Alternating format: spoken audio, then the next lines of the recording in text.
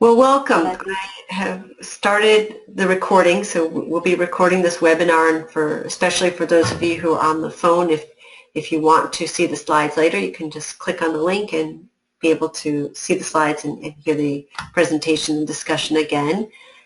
And let's see. So I'm Beth Rosenthal, and for those of you on the phone, you'll be able to see the pictures. But for those of you who aren't, let's all.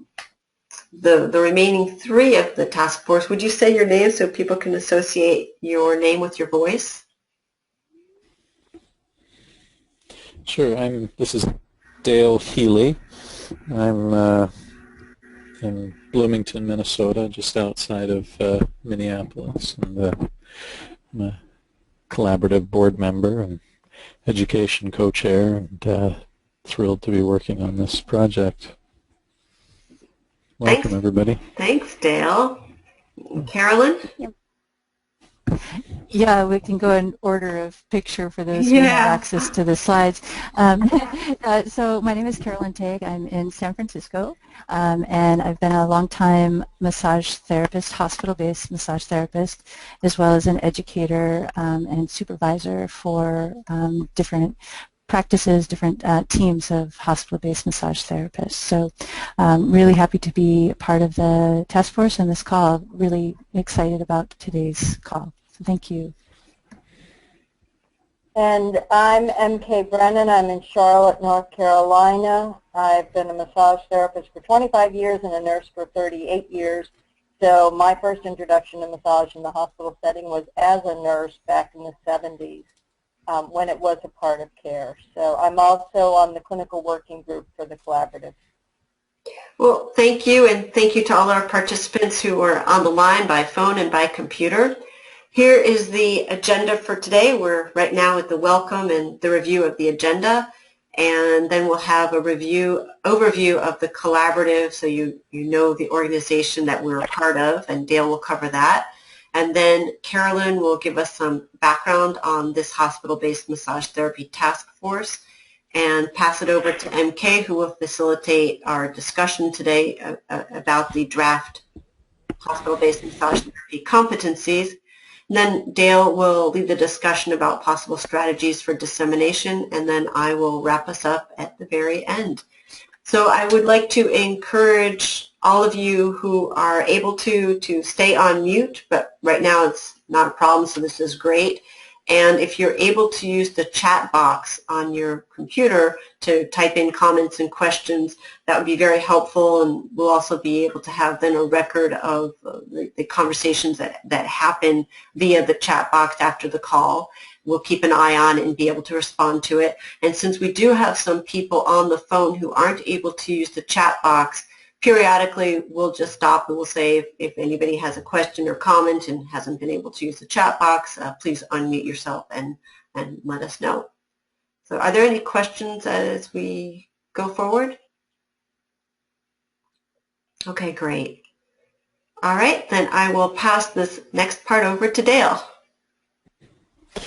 Thanks, Beth. Maybe would be a good time to pull up our brand spanking new website. We can take a look at that. So for those of you that can see the screen, apparently this website, I'm actually seeing it for the first time in the last few minutes here. This is very hot off the press, our brand new website.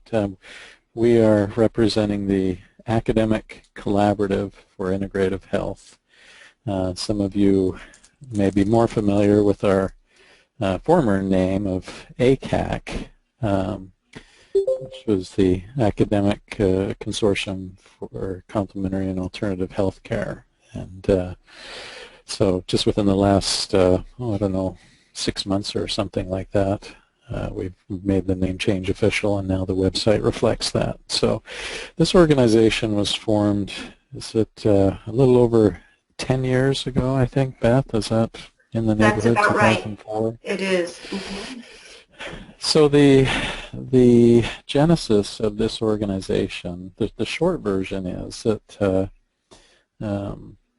there was a group that came together that understood that the organizations and professions that we represent, which I'll talk about in a second, are stronger together and better represented at in policy discussions, in when we're working with government agencies and such. It's nice to have one organization that represents complementary and alternative healthcare. And we know that complementary alternative healthcare obviously is a very broad field, but the strength we gain by coming together as one organization to promote our the things that we're all in favor of, the stronger we are. And we've had many great successes over the years that we've been together. So so speaking of the membership might be a good way to kind of highlight how this organization is made. So there are 5 licensed professions represented on the board through 3 major organizations from each of those professions. Okay, so those 3 organizations are Council of Colleges, accrediting agencies, and certification and testing organizations. So under each of those, we have representatives on the board from the following 5 licensed professions: acupuncture, chiropractic, massage therapy, naturopathic medicine, and direct entry midwifery. We also have a fourth category, I guess you might say, is traditional world medicines and emerging professions. The 5 professions that I mentioned are, again, the ones that are most commonly licensed, have certification bodies, have a council of colleges, and therefore kind of fit our model for membership in the board. But we also recognize that there are many other professions that are somewhere along the path toward getting licensure, and some of these other markers, I guess, of a true profession. So those of you that can see the screen when I'll read some of these out, the homeopathic approaches. Let's see, we've got yoga therapists, Ayurvedic medicine, those sorts of things fall into that category of traditional world medicine and emerging professions. And Beth, correct me if I'm wrong on this, but we've got a couple of spots on the board from that category. Is that right? Yeah, that's perfect. So how it works is there's one spot for each of the 5 licensed integrative disciplines, and what makes them licensed is they have a U.S. Department of Education recognized accreditation agencies. And then the traditional world medicines and emerging professions don't yet have that the U.S. Department of Education recognized accreditation agency, but as you said, they are on that path. And together, exactly, they elect one board member. So there's That's one, okay. yeah. Mm-hmm. Great, thank you. So let's see. So this group, this board, meets in person. We have been meeting in person once a year over the last several years at least. And then there's also a staff that, a paid staff that supports the board. And these are folks like Beth Rosenthal on the board. We also have a executive director, and that's Liza Goldblatt right now, and then a couple other folks that that help out in the office. Some are connected to a specific grant, and a couple of others are connected to various projects and support in the office and the web and so forth. The other thing I want to draw your attention to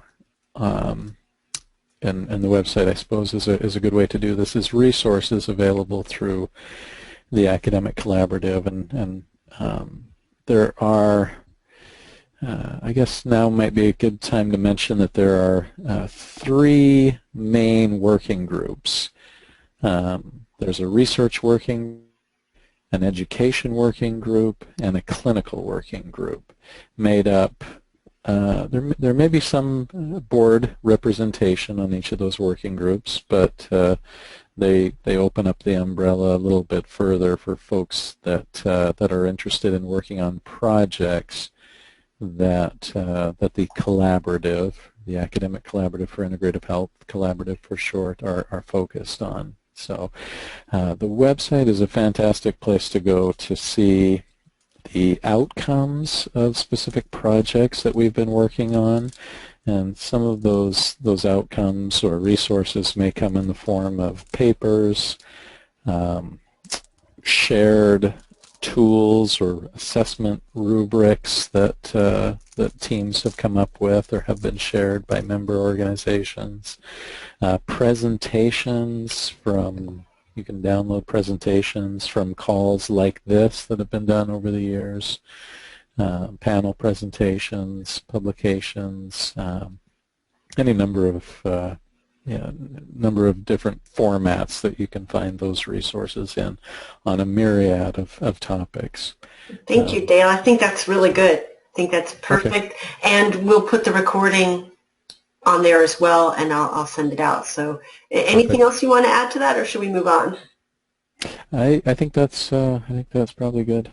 Yeah, thank you so much. And as Dale said, this website was made public this morning, so you all are the first to see it. Okay, we're at our next item, and that's background on this task force. So, hi everyone, and as you can tell from Dale's description of the whole collaborative, this is a really unique organization that could hold a project like the Hospital-Based Massage Therapy Task Force. So I think we're all very grateful to the leadership of the collaborative, and Beth in particular, about how they've really held this and created a container for us to do this work. So my job, as you can see on the slide, for those of you who can see that, is to give a little bit of background on the task force, and then to tell you a little bit about what we've done so far, and then bring us to the conversation today, which is what we're all excited about, and so happy that everyone is on the call. And for those who are listening in later, welcome to you as well, and thanks for participating in the ways that you can. So really excited that everyone is so interested in this particular topic. So how did all of this get started? In 2011, I was still working as a hospital-based massage therapist. I was a supervisor of a small team, both employee and intern, so I was also a faculty member of an education program. I'd already been at several different hospitals doing this work, and I think for all of us in this field, 99.9% of what we see and what we do with patients at the bedside is beautiful, amazing. Patients are so grateful. Staff appreciate us. I know for me as a practitioner, it's so fulfilling and just really beautiful work. And every once in a while, something will happen that, for me as a supervisor, I would get flagged, and things aren't going quite the way I think and from a clinical perspective they should, or perhaps there's an efficiency item or something that may or may not be as appropriate. Certainly safety being a big category of things that we look for, all of us as practitioners and supervisors and the like. And so so over the years, I have seen a few things that have kind of brought my attention to the need for resources, for kind of third party, if there could be such a thing, some way to help the field of hospital-based massage therapy really have a safe container so that the field can grow, so that hospitals can really trust the service and the practitioners who build the services, and that there's some kind of standards that we could all look to say, you know, yes or no, but at least there's a foundation to start from. And so in 2011, I think towards the end of that year, I was having a conversation with none other than Beth Rosenthal, and she brilliantly suggested that the collaborative might be a place where a small group of people could harness the resources that the collaborative has through its connections with all of the different disciplines, and create a task force to look at what could be created, look at what's already out there, and maybe help the field, hospitals, as well as educators and practitioners to create such a, at least a knowledge base, at least a document. Certainly this is not a authoritative organization. There's no regulatory muscle behind anything that we would ever do, but maybe we could help the field by creating some resources for all of us. And so Beth went to the director at the time, John Weeks, and he agreed to support the formation of a task force. And Beth then knew to invite some wonderful people. Dale, as you just met, had already published on the topic of hospital-based massage therapy. Beth went to MK Brennan, who you'll meet in a second as well. And MK, as she mentioned, in addition to being a massage therapist and a nurse, has lots of experience with large organizations, both hospitals and associations, in creating policy, changing policy, developing, and so they graciously agreed to this little team of the four of us to see what we could do. And so that's how we all got started. And the slide that, if you can see it, has a little timeline. So I'll just walk us through what we've done so far, and then that brings us to today. So in 2012, the task force was formed. We were also able to make a presentation that year at the ICM. Well, actually, that's not the correct acronym for that. The International Congress for Educators in Complementary and Integrative Medicine. ISOM. There was a conference in ISOM. That's it. Thank you. There's such alphabet soup in our world. But that conference in Georgetown, we were able to present a little bit about the research that we had already done on what we found, in existence at the time, as well as the questions that we were kind of raising. And so that was a great start to our work. And maybe some of you learned about us at that point. The following year, in 2013, we created a survey to send to existing hospital-based services that we knew of. We had a slight focus on those that might be providing some training or education, but we really tried to gather as much as we could. And so we sent a survey out to those hospitals that we knew had a service. We were able to have a really good response rate to that survey. We did some analysis and drafted a report based on the survey findings. Then, in 2015, we were able to hone in on the information gathered from the survey, as well as our experience and the curriculums that we knew about, the job descriptions that we knew about already in existence, and customize a work product that the collaborative had already created, which was the competencies. So I don't know if you're all familiar with it, but it's certainly on that brand new website.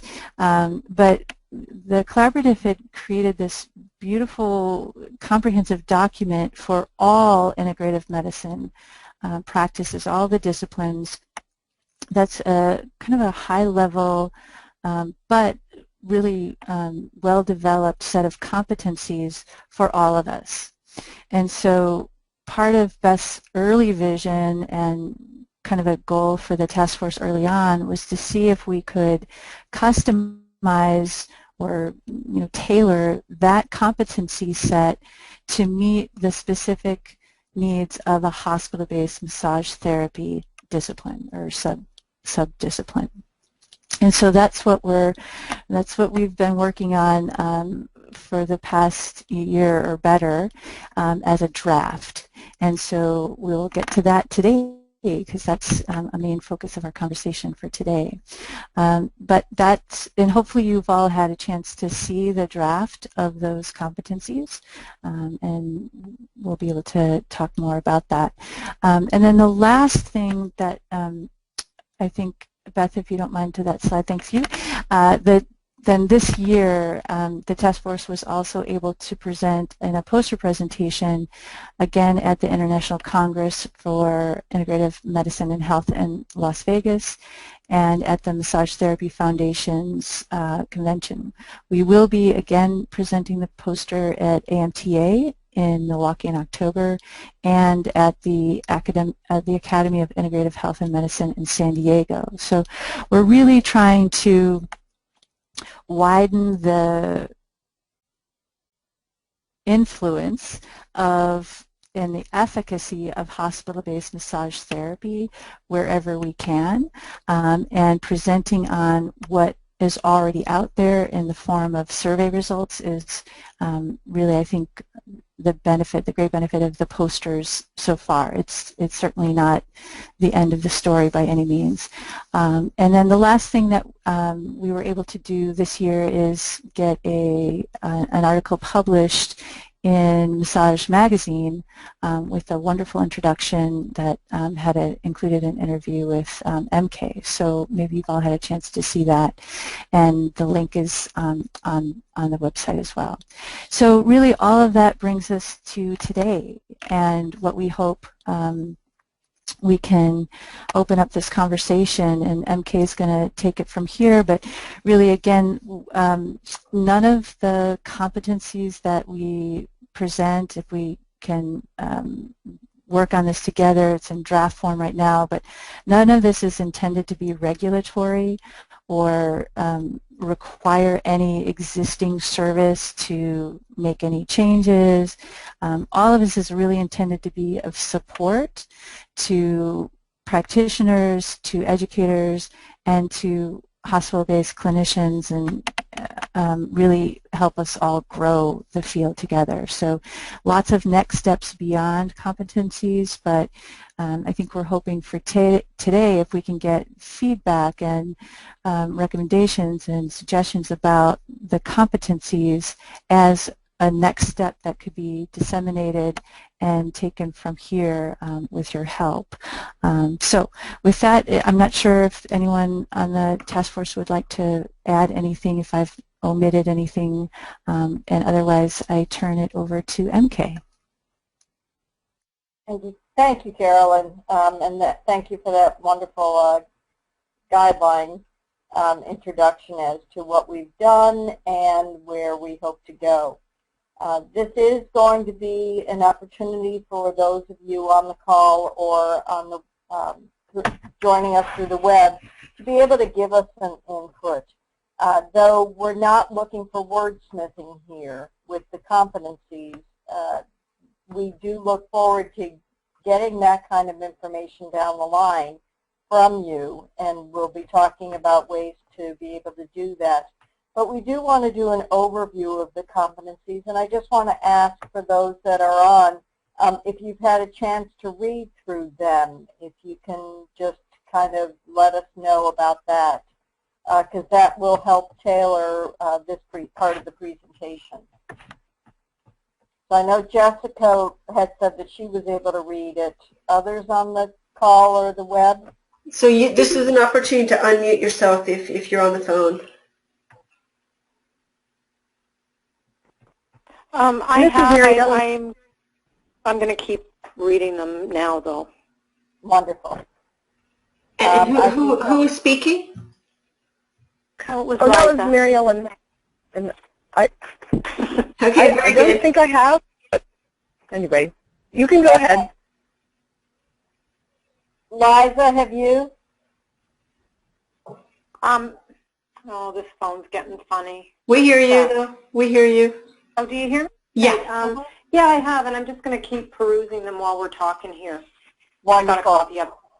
Yeah, and I see City is read then. Thank you for that. Thanks for using the chat box. I appreciate that. So we can go through these. As Carolyn has pointed out,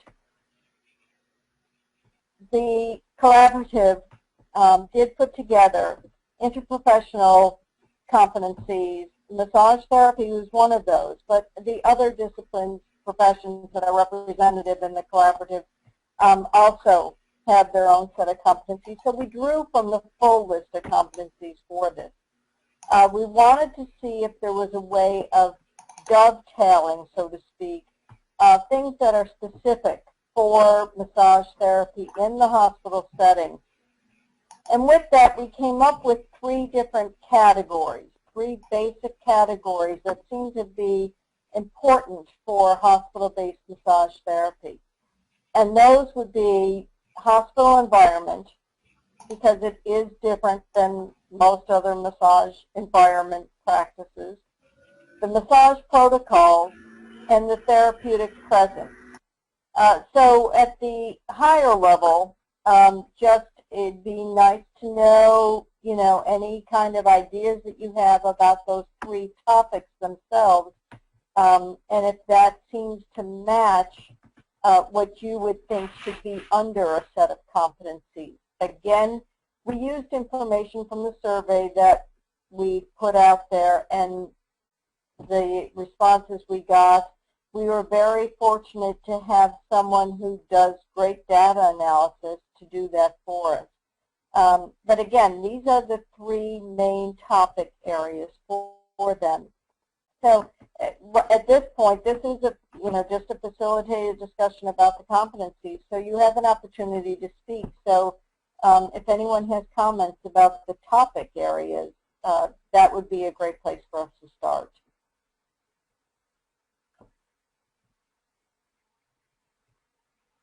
And you can unmute and just share. Do you see anything that we're missing in those topics? Or is there another topic we should be looking at? Again, for those that don't have it in front of you, it's hospital environment, the massage massage protocols, and then therapeutic presence.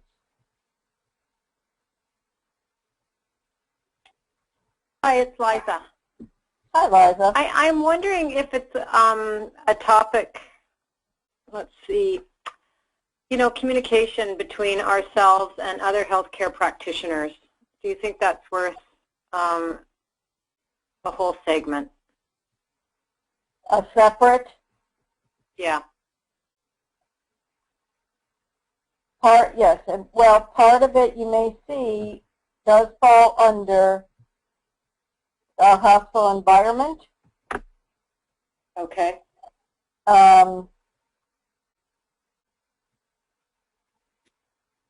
Yeah, okay. It's mostly there. This is because it is different. Yeah.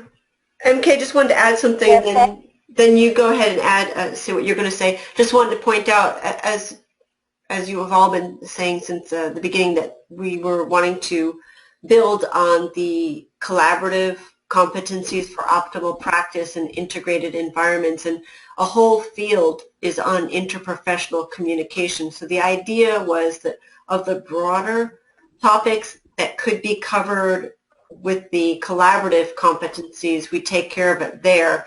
And then if there was something that was unique to hospital-based massage therapy, it would fall under the hospital-based massage therapy specific competencies. So if, Liza, you're suggesting there may be some kind of communication that is unique to hospital-based massage therapy, then it should be in the hospital-based massage therapy specific competencies. And Kay, I think you were starting to say that it could fall under one of the 3 identified topic areas, and if not, this is a perfect time to be discussing what's missing and where it would go. Right, and we put communication in a number of places, especially within hospital environment. So as we go through the specifics of each one, you know, if you don't see what you're thinking of, Liza, please, you know, feel free to share that. And we will be speaking some at the end of the call about the best way to be able to share those kind of comments with us. With that, let's go to hospital environment. We have a general competency statement for each of these. And this one is to work with patients, families, staff, and individuals of other professions to maintain a climate of mutual respect, shared values, and safety within a hospital environment. With that, we started with a competency of value and ethics for interprofessional practice. And again, this comes a lot from the collaborative work and how you work with others. So we saw that pretty much a number of, if not all, of the value and ethics competencies that were identified in that other document really do resonate with the hospital environment. Place the interest of patients and populations at the center of your care delivery. Respect the dignity and privacy of patients. Embrace cultural diversity and individual differences that characterize everyone that you're working with. Respect unique cultures, values, roles, responsibility. Work in cooperation. Develop trusting relationships. Demonstrate high standards of ethical conduct. Manage ethical dilemmas specific to your patient population-centered care situations. And I dare say within that it would also be a matter of using the appropriate channels for those ethical dilemmas. Act with honesty and integrity in your relationships, maintain confidence, and to demonstrate personal behaviors and self-care practices that reflect optimal health and wellness. So within that, those are the basic values and ethics. So going through those, do you get a sense that those would be a good core piece for these competencies and for someone practicing in a hospital environment? Yes. Great. Any other comments from anyone? I see Sat City, you're suggesting research, and let's keep going and see if we speak of that at some point. I see 6 there. Yeah. Reference. So after the value section, we looked at that hospital environment itself. What is unique about working in a hospital environment as opposed to a private practice or a spa setting or one of the franchises in massage? And we clearly saw that there's a whole lot of different things within a hospital environment that you wouldn't have in some of those others. Charting alone is one. Identifying ways to be able to use an electronic medical record, if that is what is allowed. I work for a very large hospital system as a nurse.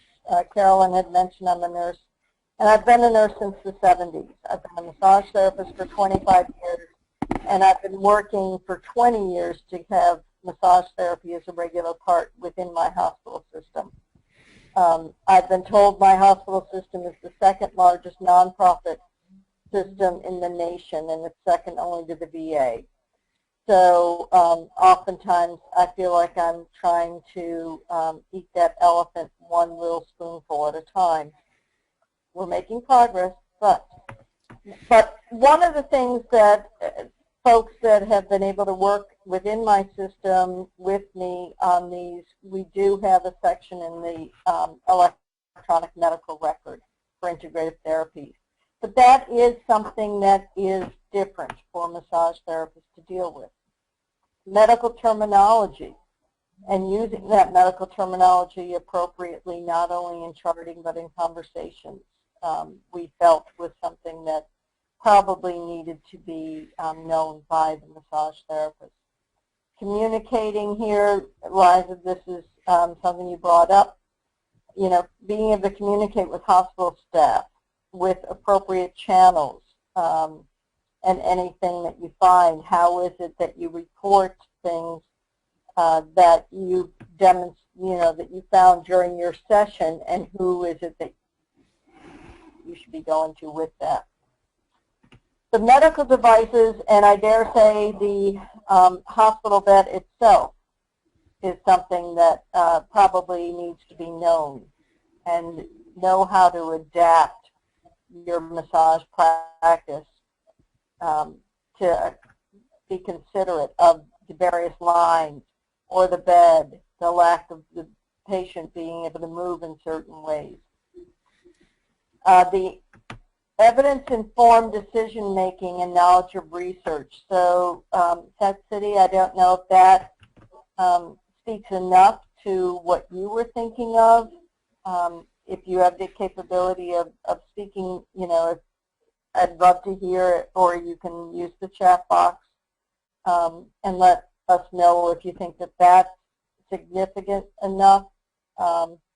You're saying it's good. All right. Thank you for that. Make sure that you are representing yourself appropriately to patients, families, and other professionals. Communicating who you are. Demonstrate your knowledge and practice of infection control protocols. We felt that was especially good, important to be putting in. Even though massage therapists, even in their private practices, may be using some sense of cleanliness, making sure they're washing their hands before seeing a client and after seeing a client. Infection control in the hospital setting, as I think all of you know, goes well beyond that. So it is important to know that. Having the right credentials and training.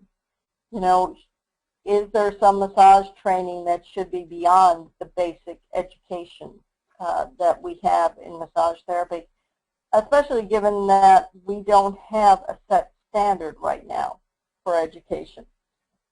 Licensure goes from 500 hours in some states to 1,000 hours in others, and up to the 3,000 in Canada.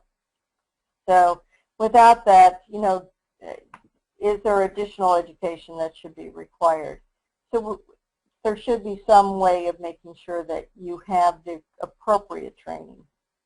Know about hospital protocols, such as informed consent. Be able to communicate the benefits and risk of the care. So that all is under the hospital environment, because we felt those are items that are separate from a regular, quote-unquote, massage practice. Thoughts that people have? And I know if Liza is now offline, I don't know if you've called in, Liza, or not. Others? Jessica, Mary Ellen, Sept City? Are there other things that you have found in a hospital environment that you think would be good to have included in here? Hello? Yes. Yes. Okay. I think those are great things to have, and that has setting a standard in them. I know that I worked with I started this position trying to determine what it is they needed me to know and what it is that I didn't need to know. And I'm a little bit, I am a nurse too, so I have a little more leeway in some of the things that I do. So yes, I thought those are amazing things that that would be nice to have universal across the board. Great. Thank you. That was Jessica, correct? Yes, I'm sorry, I'm Jessica. That's her. Jessica's in South Dakota. So, anyone else? I see something from Sept City. In addition to being familiar with evidence-based practice, we need to be able to know how to read research and present it. That's a good point. And that would be something for us to look at, how to put that in, I believe.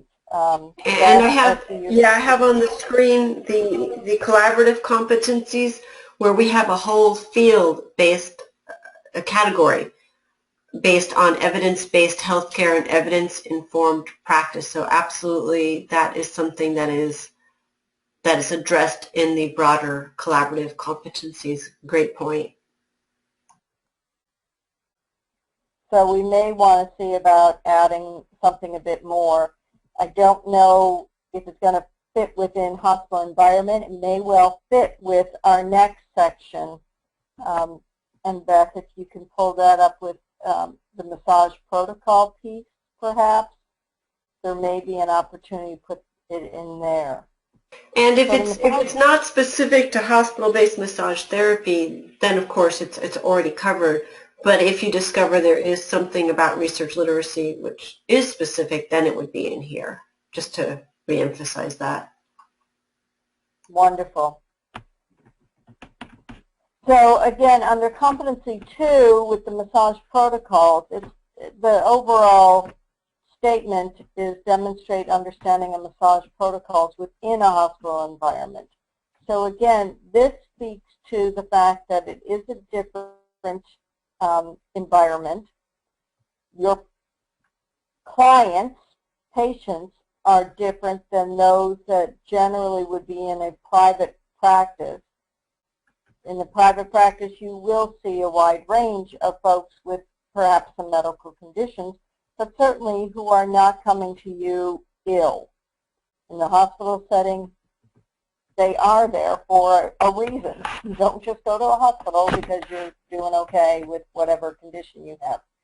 So within this, it's a matter of knowing how to adjust your massage practice. The first one is understand common medical conditions and symptoms and how they inform your treatment plan, your assessment. Part of that is also, considering the duration of your practice. How long can the person tolerate a massage? Adjusting the massage techniques, so that would include things such as your pressure, your positioning, the site, pacing, duration, and dosage, as we mentioned.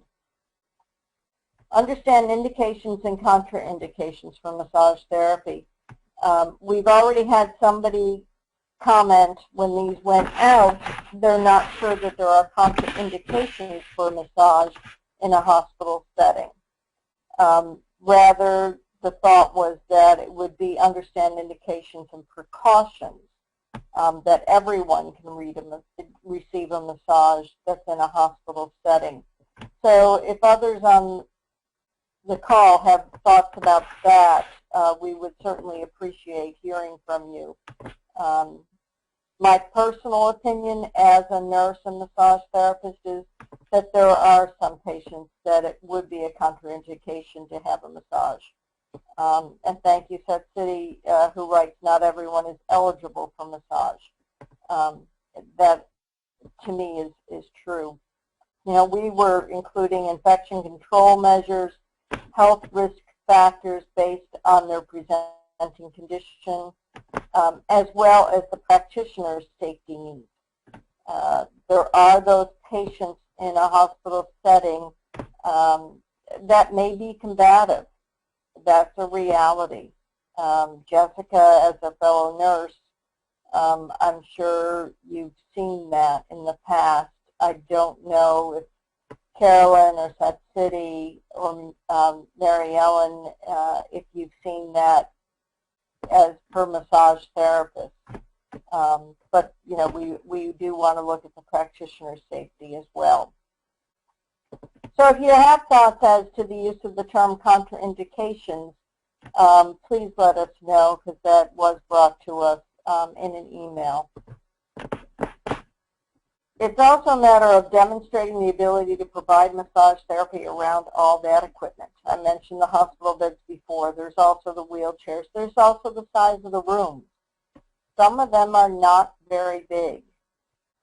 Infusion chairs would be another, because a lot of patients, oncology patients, are oftentimes receiving massage.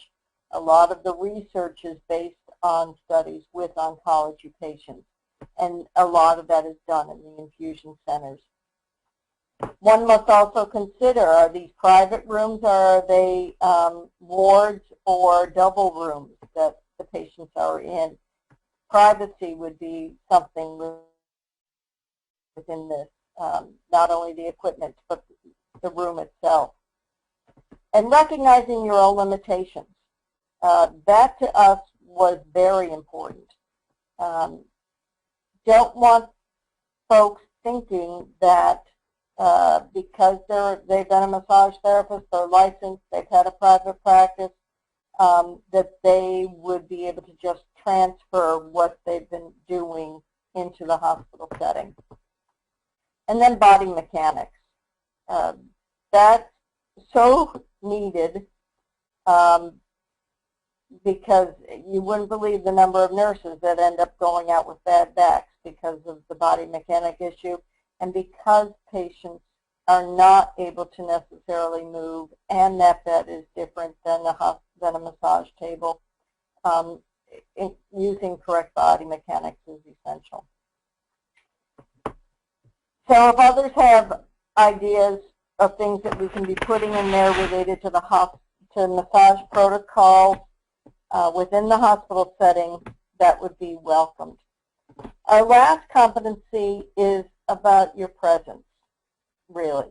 How are you with not only the patients, but also with others on the healthcare team? Our overarching general statement is demonstrate therapeutic presence within a hospital environment. Express your knowledge and opinions to team members involved in patient care. Do so being confident, clear, respectful. Part of that is knowing that, you know, the nurses, the doctors, the physical therapists, the occupational therapists, everybody is a professional. So it is a matter of being respectful of their opinions as well, especially if it contradicts what you're thinking. Be able to communicate that, as Liza said earlier, with the communication. Recognizing the hierarchy, especially within the healthcare team, and everyone's experience level, expertise contributes to effective communication, conflict resolution, and a positive working relationship with the others. No patient really wants to have it where anyone on their healthcare team is not agreeing with someone else on their healthcare team and doing so in their presence. Identify signs of the patient's stress, anxiety, pain, grief, and or trauma. Know that going in to start with through your communications with the other members of the healthcare team, but also being able to, if you're finding that, take that elsewhere with making sure that you're meeting the needs of that patient at the time. Hold space for the patients, knowing that they have invited you in for this. It is a sacred space for them, and they are allowing you to be there, frankly. In our patient-centered care environments within the hospital setting, that's important. Maintain your scope of practice. Absolutely. Maintain those boundaries. You can't fix everything. You're not there to cure. You're there to be there for that patient with whatever it is they need at that time. The boundaries also apply for the therapist-hospital staff interactions, and maintain a routine of self-care practices. Oftentimes working in a hospital setting can be very stressful for staff. People are sick there. People are dying. People have family relationships that can be challenging. And for someone who's not used to working in that environment, you can start taking on far too much of it for yourself. So it's important to not only have self-care practices that are healthy for you in your own diet or exercise, but also to have a safe space for you to share some of those things that you're feeling. So within the presence piece, are there thoughts, comments, things that we should be also considering within this? Are there things in here that you feel maybe are not appropriate? And again, just unmute yourself, feel free.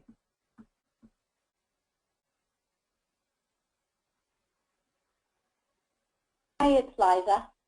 Yeah, Liza. I'm not sure. Hi, I'd like to go back to the part about the contraindications. I wasn't sure if you said you're thinking of taking that off or you're leaving it in, because I vote you leave it in. Well, thank you. What we're looking for is input from others. One person suggested that there aren't contraindications. So I just bring it up because we did have that input from one individual. Oh, okay. Working in a hospital, yeah, there are contraindications for sure. Yeah. I think. Yeah, well, Sept said he's saying the same thing. I believe that's, yes, who writes, we have absolute contraindications in our guidelines, but also some attendings have stricter guidelines for their patients, and yes. And I would say, Sept said that also relates to that collaborative relationship with practitioners at making sure that we're meeting their needs. So I appreciate the thought about the contraindications, Liza. Is there anything, ours we have listed here, infection control measures, health risk factors based on patients presenting conditions, and practitioner safety needs. Are there any others that you would think of that might fit under indications and contraindications? I think definite pressure considerations with platelet counts. Mm-hmm. I don't know if you need to parse that out or not. We do have, for part of the massage protocols, we do have adjustments related to pressure. We don't specify with platelet counts, but we do state that there needs to be an understanding of the need to adjust your massage practice, including pressure. Right. I just wonder because of the contraindication, like if they have, a couple thousand, then I guess because we're not sure everybody has the same amount of education going into it, then if you have less education, you might not understand that pressure requirement. So I think I feel like it needs to be, I don't know, somehow under contraindication without, do you know what I'm getting at? Right. Right now it is fairly general, as competencies generally are fairly general, not to overuse that word, but so within this we do have health risk factors based on patients presenting conditions. To get more specific in terms of like platelet counts, there may be other things within their health risk factors that would also require some of those adjustments. And perhaps, if I could, we all want to jump in. Go ahead, Joe. Go ahead. I was just going to say, once you start listing off, specific lab findings or conditions or things that are, very specific contraindications, I think it might be hard to know when to stop. You know what I mean? We could probably come up with a list of dozens of things, and there would still be, several dozen that could be added. So I think at this level, I think it's appropriate. I'd suggest to leave it fairly general and say, there's all kinds of contraindications that you need to be aware of. We need to leave room, too, for various, not every hospital is the same. So this would be a broader statement, kind of like bylaws, then funnel down to policies that then funnel down to guidelines. So these are the higher level, and then within programs they could identify. That city's identified new DVT or PE as a possible contraindication. So I think it leaves room for specific programs to develop the specifics, the guidelines. And this is Carolyn. I just want to jump in on Carolyn, too. You were going to share something, and I know we're running out of time, but Carolyn? Yeah, I just wanted to say, I agree with Liza that, the more specific we can get for those who are not, that don't have the training and background, it would be really, really helpful. And so I think what MK and Dale are suggesting, and maybe this is kind of a next step on the next step to-do list, is the guidelines or the best practices or protocols that could be developed that really spell out things like the DVT and the low platelets and high fever and even some of the beyond contraindications but best practices per medical condition, which is something that some of us teach when we get a chance to do that, which would be another set of work product that perhaps we could do. So, but I think along the same lines. Yeah. And with that, I want to turn this over to our next part of the agenda, only in that I want to be mindful of everyone's time, and we are over. I do really appreciate, and I think Carolyn and Dale and Beth also do appreciate your comments. We look forward to receiving more of them. Please review the competencies. You will be getting a ability to listen to this again, as well as to see the slides. And we are really open to getting more feedback, and Dale will speak more of that. That's good. Thanks, MK. So just when we do get to a final document and that draft watermark finally disappears off of there, our next one of our next goals is going to be disseminating the competencies. And as you saw earlier in the conversation, we've got a brand new robust website as one place where we could sort of publish and try and promote these competencies. But we wanted to see if we could hear from folks on the call about other ideas that you might have for disseminating these competencies, either organizations or publications or websites that may be open to, that may be a good, may represent a good avenue to get these out to hospitals, to schools. So maybe I'll just leave it at that, since we're running a little bit short on time here, and see if folks want to offer any ideas as to how we go about promoting these.